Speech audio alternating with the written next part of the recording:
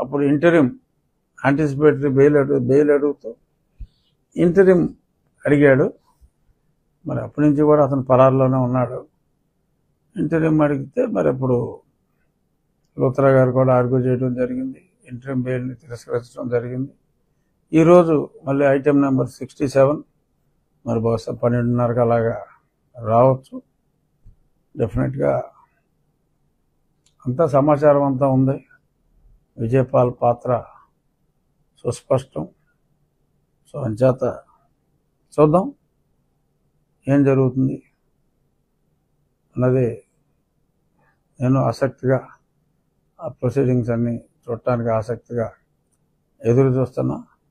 చూద్దాం అది విజయపాల్ ఎన్నాళ్ళు ఆయన తాక్కుంటాడు.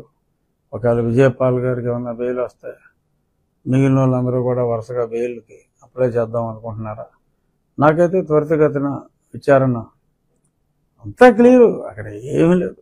హెడ్ కానిస్టేబుల్ అయినా చేయగలరు, కానీ డీజీ స్థాయి అధికారులు ఉన్నారు కాబట్టి కనీసం మరి ఒక డిఐజీ స్థాయి అధికారి నాయకత్వంలో మరి విచారణ జరిగితే బెటర్గా ఉంటుంది. ఎందుకంటే పోలీస్ శాఖ అధికారులే ఇందులో కుట్రల్లో తుదముట్టించాలన్న కుట్రల్లో మరి ప్రముఖ పాత్రధారులు కాబట్టి, ఇంకా పెద్ద పెద్ద వాళ్ళు ఉన్నారు కాబట్టి చూద్దాం. ముందు ఈరోజు ఏమవుతుందో చూద్దాం.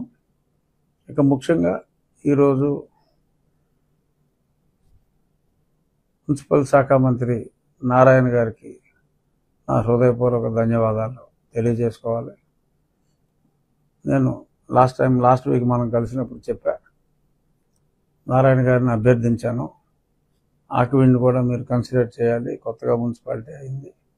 అలాగే ప్రతి నియోజకవర్గం హెడ్ క్వార్టర్ కూడా అన్నిట్లోనూ మున్సిపాలిటీలు ఉండవు కదా, కొన్ని మేజర్ పంచాయతీలు ఉంటే ఆ మేజర్ పంచాయతీ మున్సిపాలిటీ అవ్వడానికి ఎలిజిబిలిటీకి దగ్గరగా ఉన్నవి కన్సిడర్ చేస్తే కూడా బాగుంటుందని వారిని అభ్యర్థించడం జరిగింది. ఒకవేళ అది సాధ్యం కాకపోతే నేను కూడా గ్రామస్తులు అంటే నా నియోజకవర్గ పెద్ద రైతులు అందరితోటి మాట్లాడి ఒక సామాజిక బాధ్యతగా మరి చంద్రబాబు నాయుడు గారు ఆ బాధ్యత తీసుకున్నారు. మనం కొన్ని చోట్ల అవసరం ఉన్నా కూడా మరి చేయలేని పరిస్థితి ఉంటే మనమే ముందుకు రావాలని చెప్పటం, వాళ్ళందరూ అంగీకరించడం కూడా జరిగింది. కానీ నిన్న హెల్త్కి సంబంధించిన వాళ్ళు, పబ్లిక్ హెల్త్ డిపార్ట్మెంట్, నారాయణ గారి డిపార్ట్మెంట్ అది కూడా, సో వాళ్ళు మనకి ఆకివీడు ఉండి 2 చోట్ల కూడా అప్రూవల్ వచ్చింది. మీరు తగిన ప్రదేశాన్ని సూచిస్తే హ్యాండ్ ఓవర్ చేస్తే ఇమ్మీడియట్గా as per the standard design ప్రకారం మేము కంప్లీట్ చేసి అట్ ద ఎర్లియస్ట్ ఆపరేషన్స్ ప్రారంభిస్తామని చెప్పారు. సో చాలా చాలా సంతోషం. పేదవాడికి పట్టెడు అన్నం పెట్టాలి అనే మరి పెద్ద ఆయన సంకల్పం ఏదైతే ఉందో దానికి అనుగుణంగా చంద్రబాబు నాయుడు గారు అన్నమాట ప్రకారం స్టార్ట్ చేయటం, మా రిక్వెస్ట్ మేరకు నా నియోజకవర్గానికి 2 చోట్ల ఈ క్యాంటీన్ ఇవ్వటం, మేము కూడా గతంలో సూచించినట్టుగా ప్రతిరోజు కనీసం ఒక పూట